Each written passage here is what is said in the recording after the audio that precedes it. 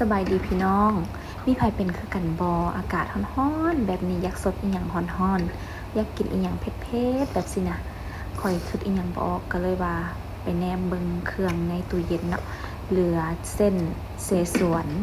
เส้นดำนะทุกคนแล้วก็เส้นร้อน มีผักอยู่น้อยนึงมีไข่อยู่2-3 หน่วย ก็เลยมาจัดเลยจ้าซื้อแจวเสฉวนมาต้มใส่เลยแบบนี้จ้ะสดแบบร้อนๆเลยกินคนเดียวเลิศแฮงช่วงนี้ก็พากันระวังในเด้อพี่น้องเด้อแกงสแกมเมอร์พวกต้มตุนมาในหลายรูปแบบขนาดเลยเห็นในข่าวใน Facebook ก็เป็นตายย่านขนาดดูดเงินกันจังซี่จังสั้นบางคนก็ถูกดูดไป10 ล้านสินะ20 ล้านเป็น100 ล้านก็มีอยากให้ทุกคนใช้ชีวิตกันระมัดระวังในเด้อจ้าสมัยนี้โลกออนไลน์มันไวบ่ฮู้ว่าข่าวอีหยังเป็นข่าวปลอมมาข่าวแท้